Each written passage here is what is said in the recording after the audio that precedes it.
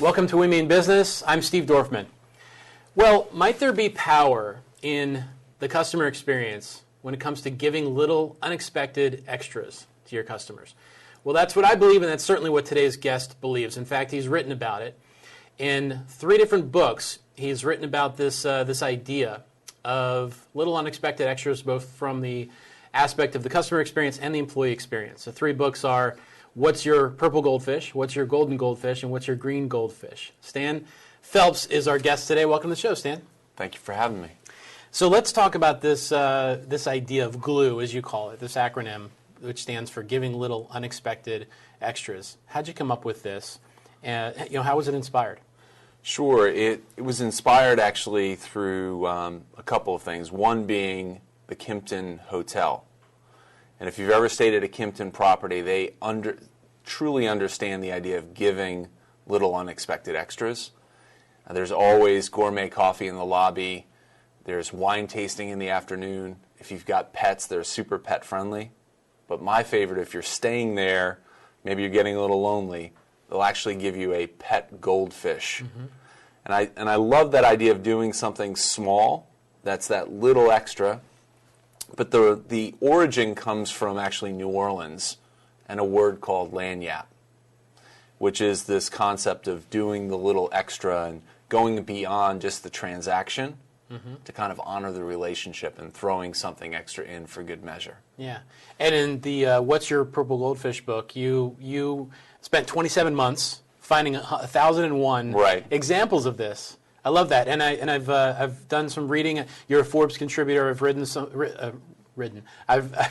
of the articles you've written in Forbes, and you've shared stories about Target and Panera, and I'd love for you to share a couple of these stories so we can help illustrate what we're talking about here. Sure, I'll give one that I love that's actually local, because Five Guys comes from the D.C. area. Yeah, and I love it when you go into Five Guys. A couple of things they do as little extras. Mm-hmm. One is while you're waiting in line, because your burger doesn't hit the grill till you order it. Mm-hmm. So they had, in the beginning, long lines, and one of the things they've done is you can grab a thing of peanuts that you can shell while you're in line. And then I'm a fry guy, so I absolutely love this about Five Guys, is that when they put your French fries in the bag, they always grab another handful of fries and throw it into the bag. Mm-hmm. And so I love that idea of just going above and beyond what people expect. Well, I hope they're using a scooper and not their hand. Yeah, exactly. I've noticed that they do this. In fact, probably before we ever went for the first time, somebody gave us the inside tip. They said never order anything more than a small fry. Right. Because you're going to get so many, right? Yeah, right. And share it. Yeah, absolutely. I love it. And you you wrote about a story recently, something that happened at Target with a young man that went in to find a clip-on tie. Right. So this is actually Target in Raleigh in North Carolina. Young man, 17, 18, went in to get a clip-on tie. Well, he was going in because he was going into a job interview, and he wanted a clip-on tie. They don't sell clip-on ties. Mm-hmm. But one of the associates took him, helped him pick out a tie, actually helped him tie the tie, showed him how to do a proper handshake, went through a couple interview questions with him. And the story was related by just a regular customer who witnessed this. Yeah. And it was just that, again, going above and beyond just the transaction to understand the need of the customer and be willing to do that little extra for them. Yeah. And I just had to think too. I mean, if you can't find a clip-on tie at Target today, where are you going to find a clip-on tie? I don't know. Where do you find those things anymore? Right. So, I imagine a lot of our viewers at this point have to be wondering, how does this translate into dollars? Right.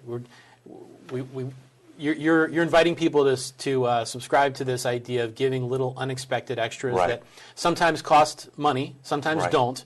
But why would we put effort into this? Is it going to affect our bottom line? How do you answer that? Well, a couple of things.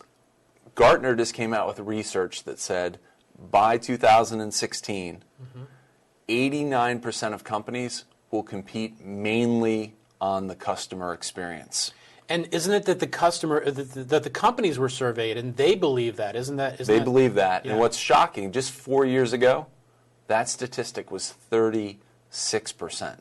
4 years ago, it was at 36%. 36%. And for 2016, it's at 89%. 89%. 89% of companies expect. Right. And I think what I think companies are realizing is that it's a lot more expensive to acquire a new customer than it does to actually retain one. Mm-hmm.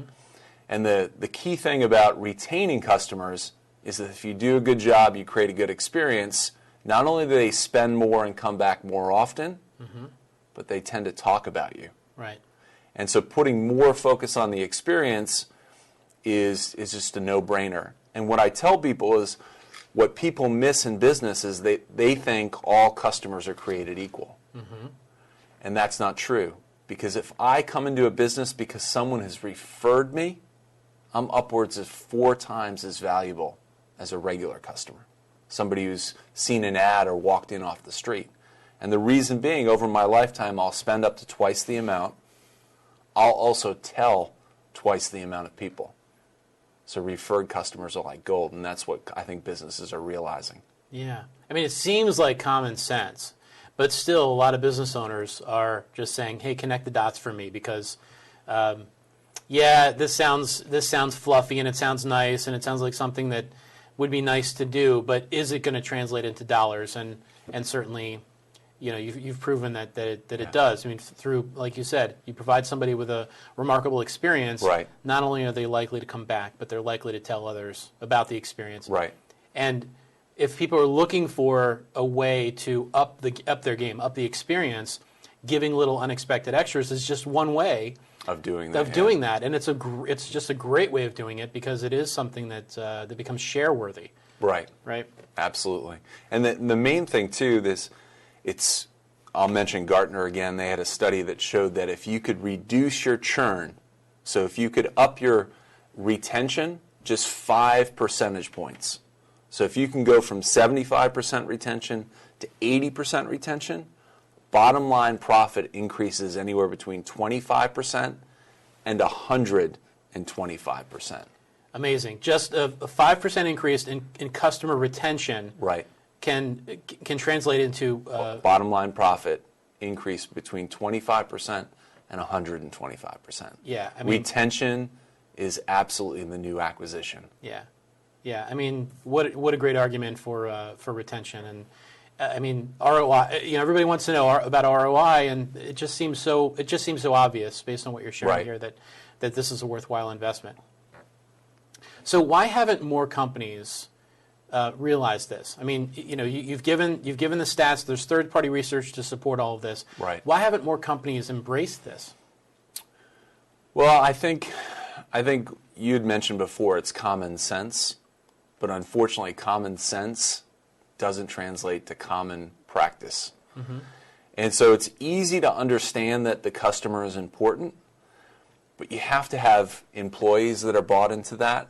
And you have to have the processes as well to be able to bring it to life. Mm-hmm. And so what most companies understand that it's important to provide a superior experience, but either they don't have the people or the processes, or they're not continuously renewing the experience. Because what today's extra is becomes tomorrow's expectation. Okay, so when you say renewing the process, you're talking about, let's say, by the way, I have to wonder, is Chipotle one of your 1,001 examples? They're actually not. Okay, because they do a great job from a service. Yeah. And I would say half of my examples are physical things that you actually give people as that little extra. The other half is from what I call a maintenance point of view. So what it's like to do business with a company, and for them, being convenient and the speed that they get you through the line, how clean the place is, how efficient they are, I think is their little extra. So I noticed, and I made this comment to my wife, that they have these big serving spoons that they scoop the meat or the vegetarian selection onto your salad or rice, and they would always dip that spoon another time, get a little extra, and put it on top. Yeah. And so I wondered if they might be one of your examples. But let's say that they are. Let's say that they do that, right? And so what you're talking about is renewing. So if that is something that we all become used to and expect as customers, then they've got to up their game every so often because we just start to take that for granted. Is that what you're saying? Yeah, I think so. I think the great companies, and I've got a hall of fame of about 45 companies, and I've had over 1,000 examples that I've crowdsourced for Purple. But the great companies just don't do one thing. Mm-hmm. They don't have they're not a one-trick pony. Mm-hmm. They've got 4, 5, 6 things that they do. And they're always continuing to challenge themselves to do a little bit more. Yeah. So 45, you said? 45? 45, yeah, Hall of Famers. Right. So tell us about a favorite.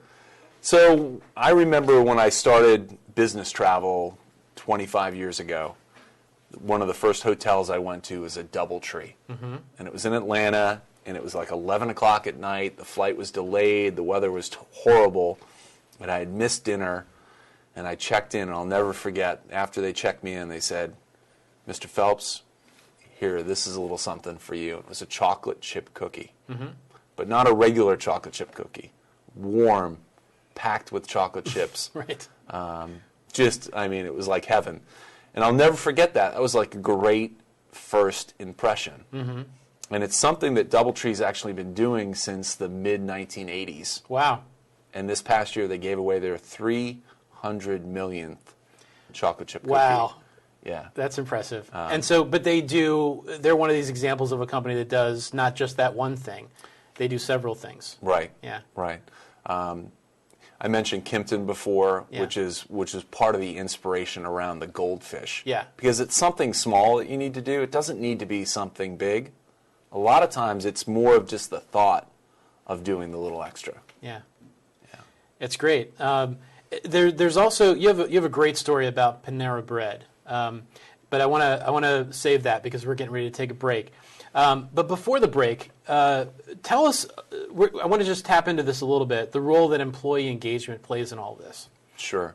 So I collect over 1,000 examples for the first book, but as I study companies, the ones that truly get it, Steve, are the ones that not only just focus on the customers and doing the little extra, they actually apply that same principle towards the employees that they have. Mm-hmm. And what I quickly learned is you can't have happy, enthusiastic customers unless you have happy, engaged employees. Yeah. And so it's the idea of applying the same principle of lagniappe for your employees is going beyond the dollars that you give them. So how do you do the little things to reinforce the culture that you have and truly drive engagement? Yeah. Good. Well, we'll talk more about employee engagement, and we'll talk about this Panera story when we come back. You're watching We Mean Business. I'm here today with Stan Phelps, the author of What's Your Purple Goldfish, What's Your Golden Goldfish, and What's Your Green Goldfish. I'm Steve Dorfman. We'll be back in seconds.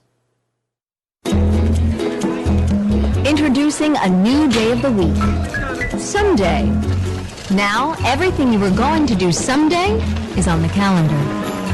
Want to retire someday? You'll really want this. A My Social Security account at socialsecurity.gov. You can estimate your future benefits and manage current benefits online. Millions of people have a My Social Security account. Get yours today, because someday is here at socialsecurity.gov. Welcome back to We Mean Business. I'm Steve Dorfman, and today's guest is Stan Phelps, the author of What's Your Purple Goldfish, among other books, but we're talking mostly today about that one.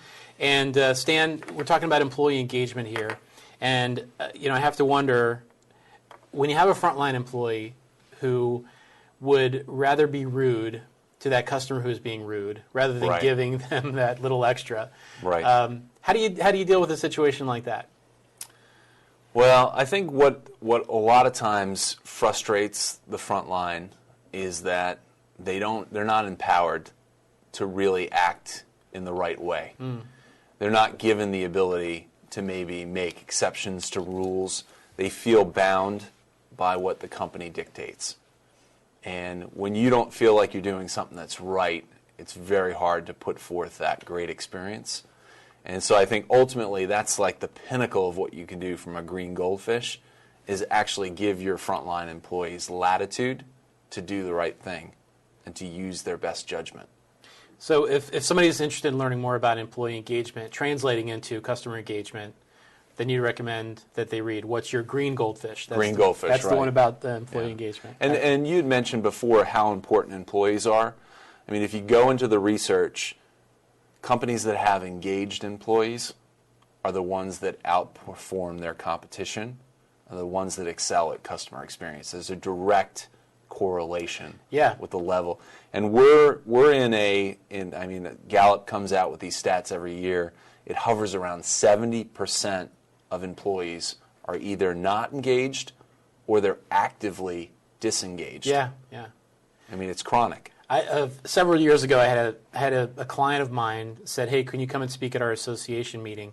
And the topic, he was giving me the topic, was how to motivate employees during these tough economic times.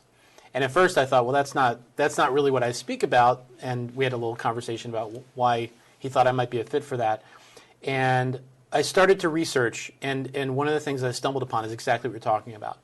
I found that if you look at Fortune magazine's list of top 100 employers to work for, right, you see names on there like Nordstrom and Four Seasons and Ritz-Carlton and the Container Store and FedEx and REI and Amazon and Zappos, right? All these companies that are known for a great customer experience, but that's not why they made the list. They made the list because they're top employer to work for. So like you said, there's this really interesting correlation, not surprisingly, but maybe for some people, that there is this direct correlation between great employee experience and a great customer experience. I tell people, if you're going to start with, if you have the decision and the latitude to be able to figure out which to focus on, you start with the employee first. Yeah. Absolutely. Yeah. And I think there's even a book by that title, Employees First. You said earlier that this is common sense, but common sense isn't always common practice. Yeah. So how do we get past that hurdle? Or why does that hurdle even exist? Well, I think what you'd mentioned before, that there's really no accounting for doing the right thing or really going above and beyond from an experience perspective. We have all of these other metrics in business. There's nothing that really truly captures that, and I think that's part of the challenge is that companies have. But the nice thing now that when you have some metrics, like whether it's net promoter or a customer effort score, they're seeing that direct correlation to both revenue and profit. And so now companies are coming around and saying there is that return on the experience. Yeah. So how can we get more frontline employees thinking relationship, being relationship-minded rather than transaction-minded? Right. Well, I mentioned before, empowerment is the ultimate. And so I'll give you a great example of that. You mentioned Panera before. And 3 years ago, Brandon Cook was visiting his grandmother in Nashua, New Hampshire. And unfortunately, she was down to her last days. She had pancreatic cancer. And one of the horrible side effects is it truly just messes with your digestion. You can't eat. And he's kind of pleading with his grandmother to eat.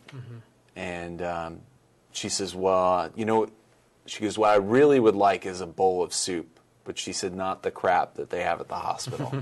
She said, I really would like a bread bowl of clam chowder from Panera. Now, this is summer in New Hampshire, and unfortunately, this is a Monday. They only serve clam chowder on Fridays. But Brandon, being the millennial he is, takes out his phone. He calls the manager and explains the situation. And immediately she says, no problem, Brandon, come on down. We'd be happy to help you. So he goes down, he collects the soup, and the manager, Sue, says, here's a little thing of cookies from me and the staff, from the staff and I. And he goes back and he has this wonderful lunch.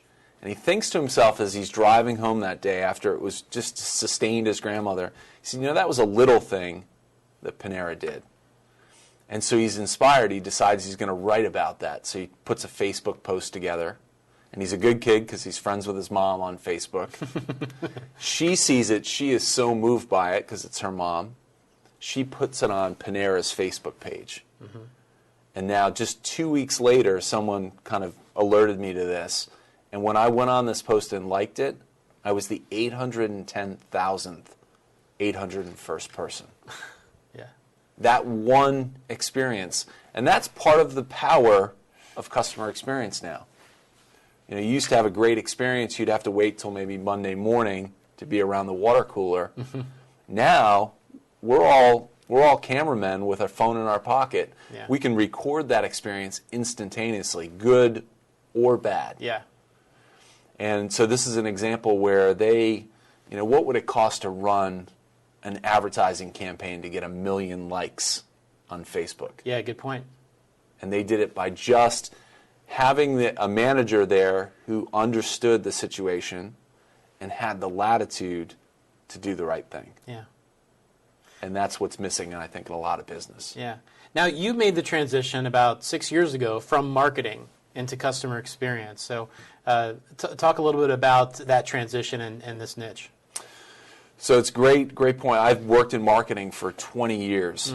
And I was on the side of marketing from an experience perspective, where I did things like PR stunts and product launches and sponsorship activation. A lot of fun stuff, but a lot of it was geared towards the eyes and the ears. Like, how can we create spectacle to be on the front page of the news? So I did things like create the world's largest logo for KFC. We did it in the desert, so big you could actually see it from space. Created a 60-foot tall M&M Statue of Liberty, floated it right into New York Harbor. That's awesome. But all of that stuff was, and these programs were super successful. I mean, millions, hundreds of millions of earned media impressions. But what I learned was that they weren't sustainable and they weren't scalable. And I thought there had to be a different way. And I think the importance is how do you create that experience from a marketing perspective that reaches the heart of your customer? Because once you get into the heart of your customer and it gets beyond the transaction, you now have an advocate. Yeah. And we were talking about Peter Shankman before. He perhaps puts it best. He says, take care of the customers you have, and they'll bring you the customers you want. Right. Yeah. So perfect segue to my next question, because I had here that you say it is about reaching the hearts of your customers. And so if that's the case, then where do you even begin with creating a culture that fosters that? Yeah, it's a great example. So I didn't learn my lesson from the first book of crowdsourcing 1,001 examples. On the employee side, I did the same thing. So I looked for companies out there that did the little things for their employees. And what was interesting, and I did the same thing with the first book, I looked at where kind of all 1,000 plus landed. And essentially there's 15 different ways that you could do it for your employees. And it very much, if you're familiar with Maslow's hierarchy of needs, it's kind of creates this kind of triangle. And so there's some basic things that you can do, things like how you configure the space within a business. Things that you do from like food and beverage, really what I call basics. And then once you get the basics right, you move up to the next step. And that's how do you create a sense of belonging in the business. So things like team building, recognition. And then ultimately you get to the top of that triangle, and that's things like how do you pay it forward and tap into purpose? How do you train and develop your employees and invest in them? And ultimately, at the top of that pyramid is how do you create an environment where they feel empowered about what they do? Really good. You say that nobody meets customer expectations. No, I think that's absolutely the biggest myth in business. And it was probably for me the moment of truth that set me on this journey 6 years ago. I'm in New York City, and I meet an older gentleman. I'm at a networking event, and I see him because he's on his own, and it's obvious that he's waiting for someone. And so I asked him, I said, it looks like you're waiting for someone. And he goes, yeah, I am. And I said, well, they're obviously not on time. And I'll never forget this. He gave me the strangest look, Steve. He said, on time? He said, no one is ever on time. I said, what do you mean? I've been on time before. And he said, no, people in life are either early or they're late. He says, no one is ever on time.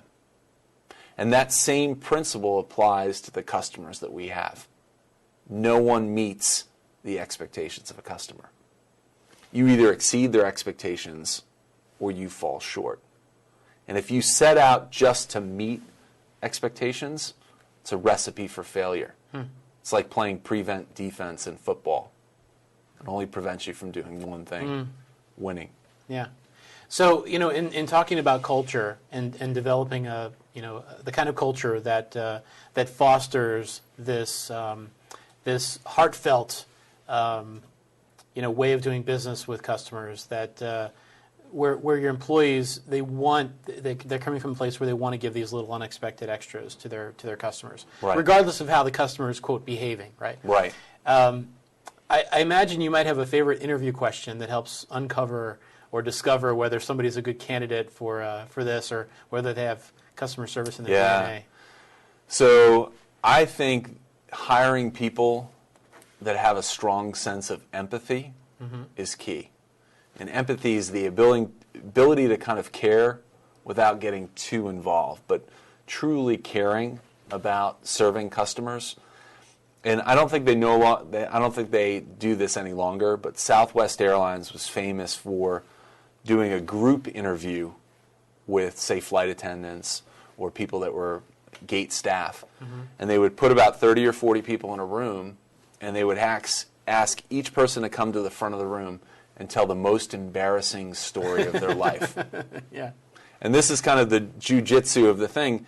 The person that was at the front of the room telling that embarrassing story thought they were being judged. They weren't.